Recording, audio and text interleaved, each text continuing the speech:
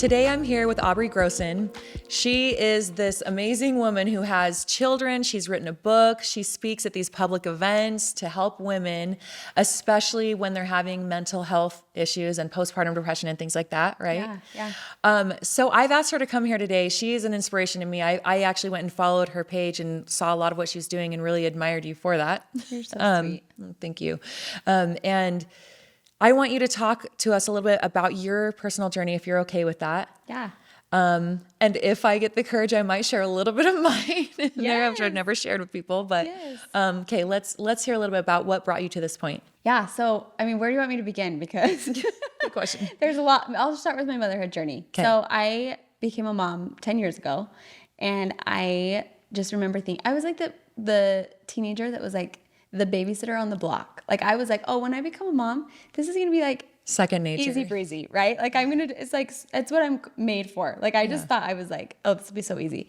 So I get pregnant, have a baby, and I was rocked with postpartum depression. And I remember like 2 weeks in, I felt really down and I was like, well, maybe it's just my hormones. Like I'll wait till the baby blues passes, you know?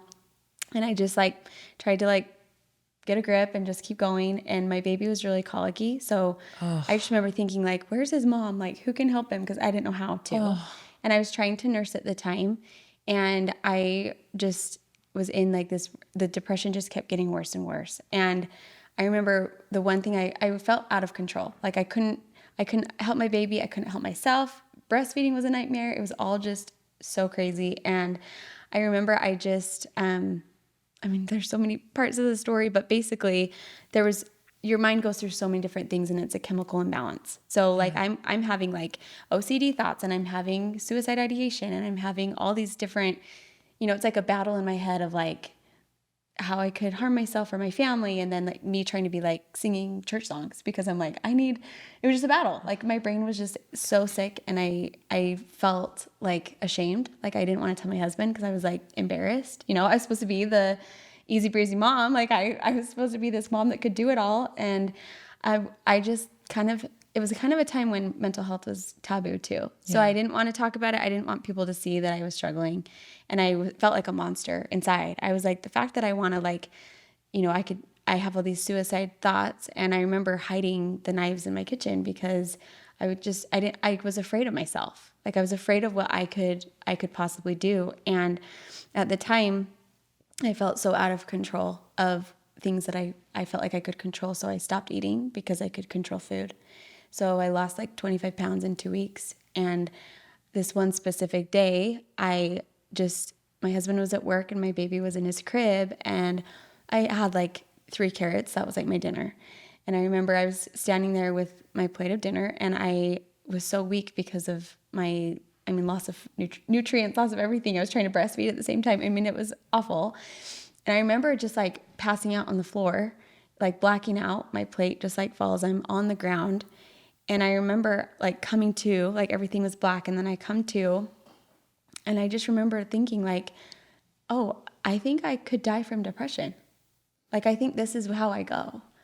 And I laid there and I just thought, okay, like almost like submissive, like take me then. Like I was so, I felt worthless. I felt like not a good enough mom. I felt like I couldn't ever get back to where I was. I felt like, this baby deserved so much more. Why would I, be in this spot? And I wasn't taking care of myself. And there were so many things that I just felt like I couldn't breathe. I was drowning.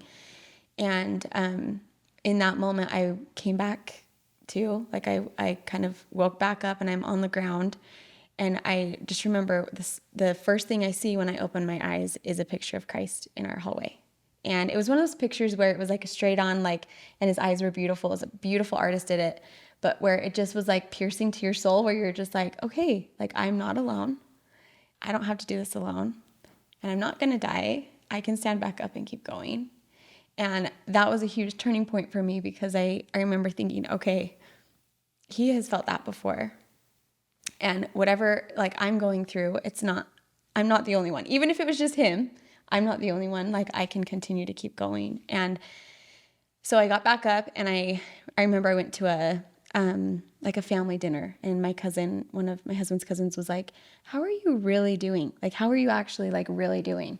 Like they could tell Yes. something was off. Yeah. And I think we forget to ask people, like, how are you actually doing? Like, what's going on? You know, I think we're so like we're so busy. Everyone's just so busy that we forget to be like, we're just like, oh, I'm good. I'm fine. You know, like the answer is always like, oh, we're busy, but we're good. Right. Like that's the common answer for everybody. It's just like, we're fine. We're doing good. I'm doing okay. We don't ask them how are you really doing? And it was one of those, like, she saved me. It was one of those questions that like, I was like, wow, actually, I'm not doing good. I'm actually not okay. And I felt safe to tell her because she felt the same way. She has had her own journey with mental health. And so she could say, you know, actually, how are you doing? I understand. And so finally I was like, oh my gosh, you get it? Like, yeah, I'm not okay. I'm feeling this, this, and this. Like I'm having crazy thoughts. I feel like I'm an insane person, you know, like I just felt crazy. And so she ended up telling me, you know, just go home and tell your husband and like talk about it, like bring it up, like get some help.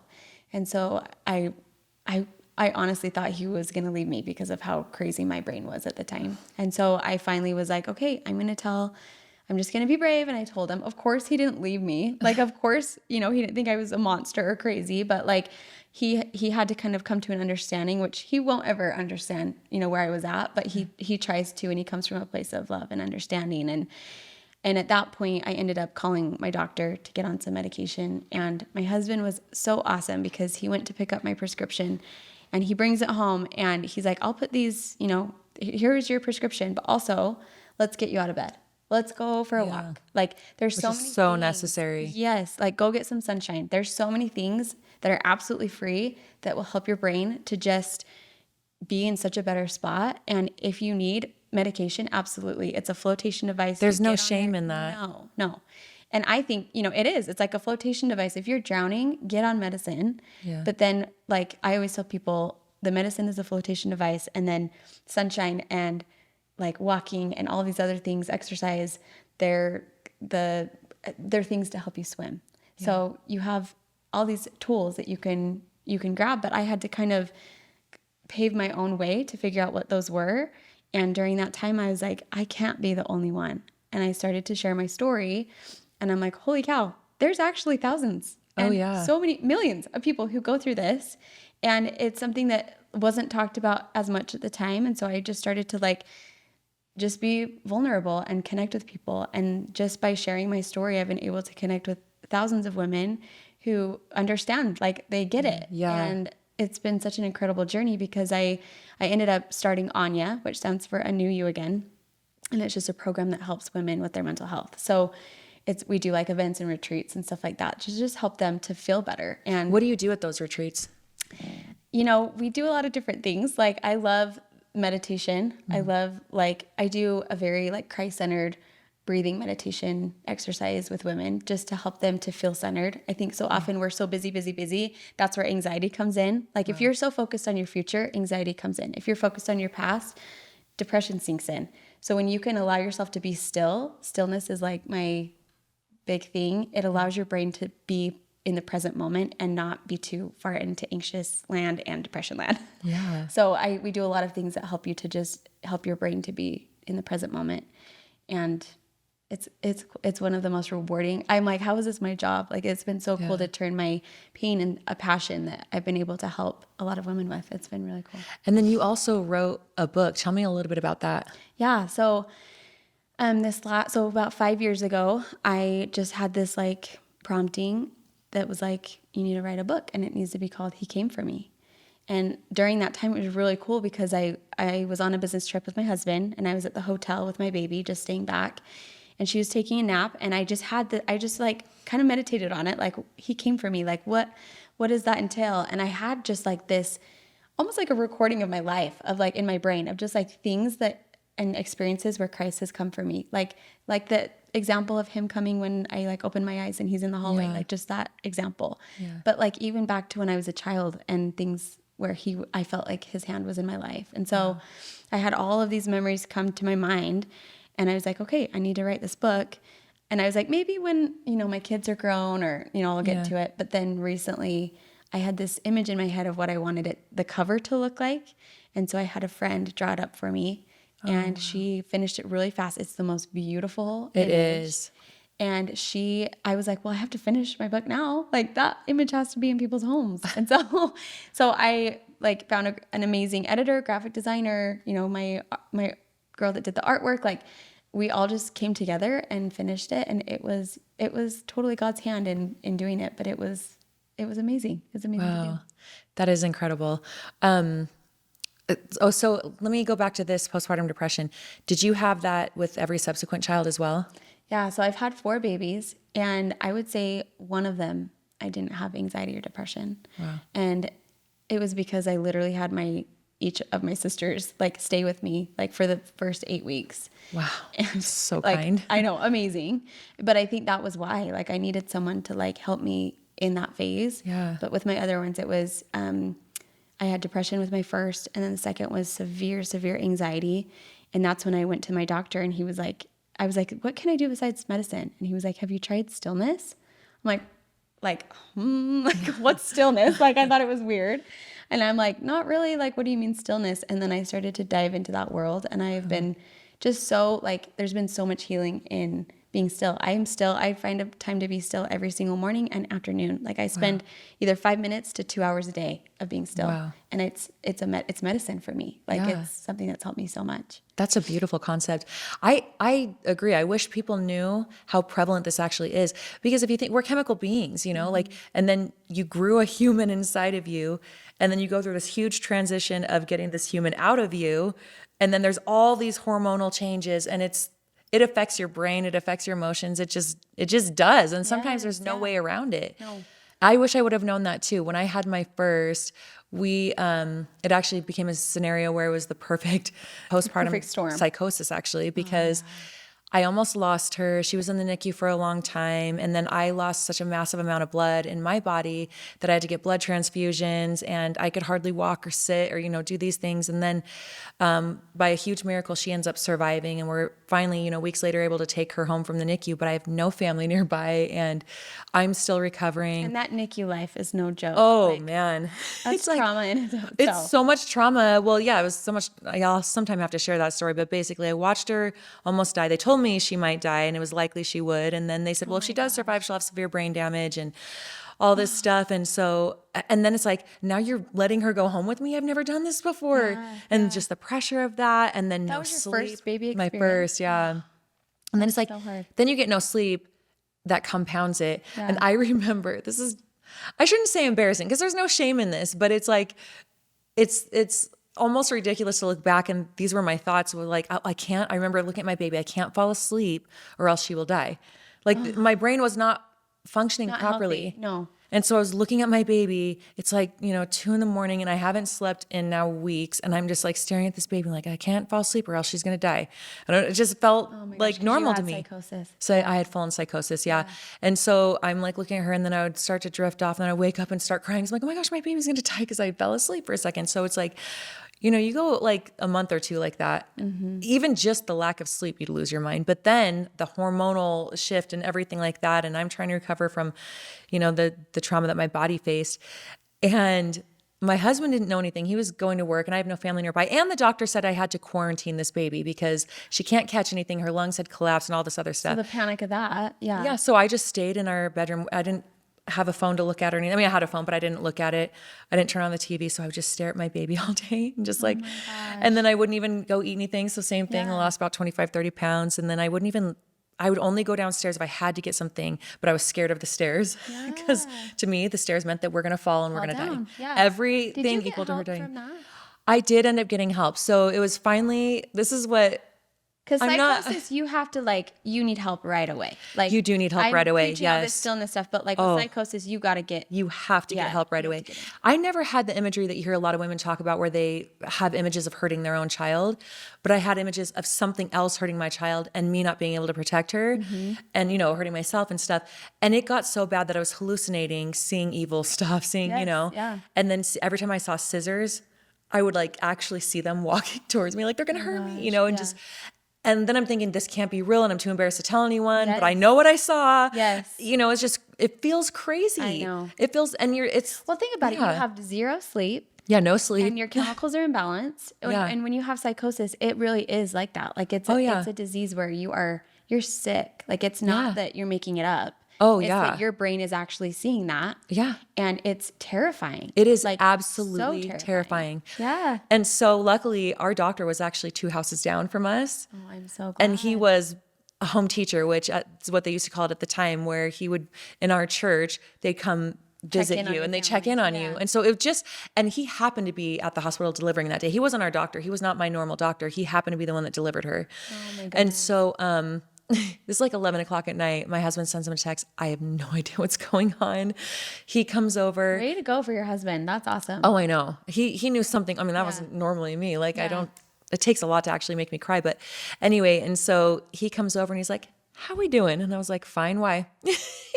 He's like, actually, why are you asking me? Yeah. And then he's like, are you feeling really sad lately? Are you feeling like you're seeing things? Are you feeling like, and finally I just was like, yes, why? And he's like, there's no shame in this. Let's get you started on something. And it wasn't until like 8 months later that I finally told my husband, because it only took a few weeks for me to start feeling normal again. Yeah. But I told my husband what was going on and he was like, oh my gosh, like he just felt so awful that I gone through that. But you said something about going out and walking in the sunshine and people being there for you. I had a neighbor, her name's Carrie Ann, and she's now become one of my very best friends. She had no idea what was going on. Yeah. It's not like she had some impression come to her mind like she's got postpartum depression, but she did. In hindsight, I feel like what is, my opinion, the Holy Ghost told her, go just knock on her door and make her come walk with you. And I remember, this is now like weeks later, I remember being so annoyed at her, showing up at my house, wouldn't leave until I answered the door. Yes. Let's go on a walk. And I was like, I don't want to go on a walk. Put some shoes on. Let's go on a walk. And I'm like, oh my gosh, I don't want to go outside. I didn't want to do any of these things. And she would force me to get out. Yeah. And now she's one of my very best friends. She knows that whole thing. And she's like, I had no idea what was going on. I just knew I needed to stop by your house, Yeah. So I feel like those feelings that come to you are so real. Mm-hmm. So anyway, I want to go back to you. Sorry, I didn't mean to, in a podcast go talk about myself. But I'm glad you shared that because I think it's important to like talk about it because who's talking about their intrusive thoughts when they just have a brand new baby? All you see is just like these beautiful pictures and it's like, okay, but how is the mom actually doing? Like when you go to see a brand new baby, like check in on the mom. Yeah. Because that is, and like with intrusive thoughts, what's interesting too is the reason why you're like the stair comment you made, like worried about dropping them down the stairs or out the window there's so many thoughts that moms have and it's because your brain, it's actually a protection mechanism, which is kind of cool. Yeah. And even a protection mechanism against yourself. So you think of any harm that could happen to your baby, even you, and like your brain goes to all sorts of places because you're trying to protect this human being that you just birthed. Like it's a way to protect, but when it gets to psychosis, you have to go seek help. Like that is so... I'm so sorry you had to deal with that. Oh, no, thank you. I'm grateful now because I'm years out from that. That was my first and she's 11 now. But I mean, I had no idea about that. No, I had no idea. And they say that percentages show that 85% of women who have just had a baby will have baby blues. Mm-hmm. The next level up is postpartum depression. And it's at like between 50 and 60%. So at least half of these new moms you see, and not even new, it could be your 10th baby and you could still have that. And then it's 1 in 1,000 that will have postpartum psychosis. And it is not so for the faint of heart. That is the scariest thing ever. And I hate that there's shame. I still to this day, I've shared this with enough people, but I still feel that embarrassment. Like, I promise I'm not crazy. Like I know. Yeah. But the chemicals or lack thereof that were, going on inside of my body, it's like, there's zero control until you get it under control purposefully with medicine. Yes. And just by you sharing, even the scissor comment, like, to say that out loud probably feels so crazy. It feels crazy. There's a mom listening that's like, okay, I'm like, I had that too. Like people will relate to that because it's just crazy. When I first started all of this, it was like 1 in 7 moms would have like mental health problems. Now it's 1 in 3. Like it's just, as we keep going, it's just getting more and more. Why do you think that is? Are women and moms feeling more alienated or? I don't know. I partly wonder if it's because we're talking about it more. Like people are like, oh yeah, me too. But they haven't shared it, in a long time. So I think maybe that's part of it. But I just think we have got to check in on each other. We Yes. have to it has to be talked about. It has to be, I'm so proud of you for sharing that. Oh, because thank you. People need to hear it. Well, you too. This is why, and I don't normally get, super religious in my podcast, but this is why I feel like just even this one scenario, but tons of others too, being like Jesus matters, because if we're constantly worried about someone else or thinking about how can I help someone else the way that he taught, then we'll be aware of these people who are going through something, and we can throw a rock and there would be a new mom somewhere. You know what I mean? Especially where we live, there's there's a lot of new moms. And so even I forget sometimes, she was probably going through a hard time. Even when I had my sixth, I remember thinking this too shall pass. This too shall pass, because it's the lack of sleep. Oh yeah. Especially when you have other kids and they're all in lessons and you're driving 20 hours a week, and it's like, okay. And then you have a baby screaming in the car seat and you feel so bad. You feel that mom guilt for that. Oh yeah. There's so much, and just kindness and empathy, and even at dinner, Yes. Yeah. And just asking them, how are you really doing? Yeah. I think we would take leaps and bounds if we could check in on each other more. So you brought up a good point. What else can we do? So asking how they're doing, what else can we do for ourselves or for someone else? I just think, that's the first thing. Ask them how they're doing. Obviously, okay, I might go off on this for a second because I feel so passionate about this. I feel like there's a way where you can feel empathy and sympathy. And a lot of times it's you just think, oh, we'll just drop off brownies on the porch. No, a new mom does not want brownies on her porch. She's exhausted and she needs protein balls or something that can sustain her. I think so often we just kind of create checklists and we're just I did that. Yeah, I even did that. And it's let's get in their houses. I had go clean. Yes, yeah. Go take their kids. Yes. Yes. So my last baby I had 2.5 years ago, and I again slipped into the depression, and my husband got called to be a bishop in our church after 9 days. Wow. Of giving birth to her. It's exhausting. And I felt very much alone, and I didn't know how to express that. I didn't know how, I slipped back into this depression. And I remember one of my sisters, people are amazing, and any gift is great. I will always be, I'll be grateful for the brownies. I don't know if I agree with that. I'll be grateful for the brownies, you know what I mean? But I think we're missing the point. I think, I had my sisters come over to my house, and she lives 4 hours away from me. Didn't know she was in town. She showed up on my porch. It was one of those times where I just felt so broken inside, and very much isolated, very much alone. And to have her show up, and she didn't have any gifts. She didn't have, it was just her, just a hug. And I didn't even want to answer the door. I was just so broken, but she was in town and she was there. And so I was okay, I'll get it. And I opened the door, and all she did was just come in and cry with me. That was it. And I think so often we think, okay, what can we do for people? It's more what can we be for people? Totally. And I think we miss the point sometimes. And there was so much healing in that. She said, listen, let's go break some plates and we'll glue them back together. I love it. And she's I'll show you how broken things can be mended. She had a stillborn years ago, and to have her, I think we go through hard things. Even connecting to you with your hard things, when we can talk about it, we can connect deeper. And so with her hard things, she was able to see me and mine and be let's go break plates. Let's glue them back together, and we'll show each other how broken things. That's such a beautiful concept. I love that. And something about your sister coming to you is your sister knows you, and that's why we need to know the people around us. Yes. Get to know them, not be so isolated. I used to live on the East Coast, and no one knew their neighbors. It was so odd if someone did, or if you knock on their door, they'd be why are you knocking on my door? Yeah. Everyone's apprehensive. In their private lives. Yeah. Oh yeah. No one even knew who lived right next door to them. And I wouldn't say no one, but the vast majority of people. We need each other. We need each other, and we need to know each other. And this is I'm gonna sound like the biggest hypocrite. I'm everyone be like Jesus, and here we go. I'm this is just okay. I'm gonna say something. I'm just gonna say this, whatever. So when I've had a baby, here's something I don't like. This is why we need to know people and what actually helps them, not what even we would want. We have to actually know people. I remember when I had my sixth, people would come over and bring all of their kids. I thought it'd be so fun. All of our kids can hang out. Mom, literally we could see a list of what not to do. I thank you so much for visiting me. Please leave. Yeah. I'm so overwhelmed right now, and you just brought 5 of your children with you, and you're oh, I thought that'd be so great. Our kids could all hang out. And I'm that is the absolute last thing I want. I love your children. Germs.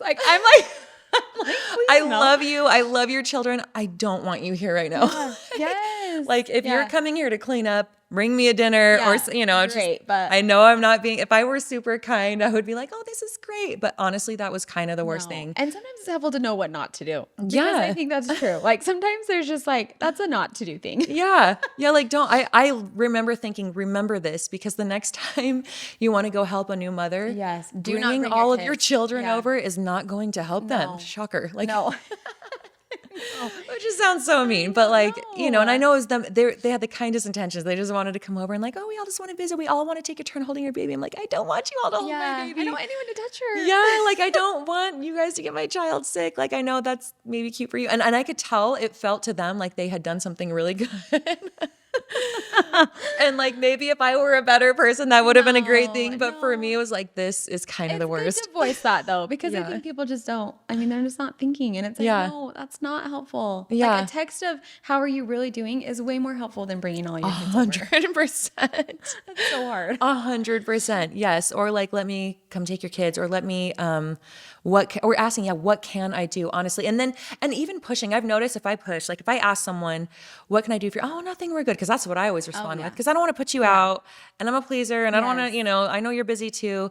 If they push, I'll finally tell them. And even if they annoyingly push, I'll finally tell them. I'm like, actually, this is what I need. I need this thing fixed, and my husband's super busy and I'm exhausted, or I really could use this, or, whatever. And then you get answers. I had a friend one time, she texted me and she's like, hey, I was probably during that time that I was just mentioning, but she's like, hey, you don't need to text me back. Just send me a number. 1, can I come fold your laundry? Blah, blah, blah, blah, blah. Oh, 2, that is can I so take cool. your kids on Tuesday morning? Or 3, can I bring you meal on Wednesday? Like, just and tell them you have to answer one of those. Give me a number. 2. So all I have to text back is, okay, I need 3. Like just to make it so easy. And it was the best. What a great idea. I love that idea. Know. Yeah, don't give the other option, or like, or is there anything I can do? No, there's always something you can do. There's always. But just give them options, because it's hard to ask for help. None of us want to have to be in that place. But when you're in that space, like it's so humbling. I had so many women come and help me clean my house, or like take my kids to church, like all these things. And I'm like, it's so humbling. And I hate being in that spot. And it just makes me want to give back when I get in a better spot. It is. You have no pride left. And you're like, I can't even help myself right now. And here you are cleaning up my house. And I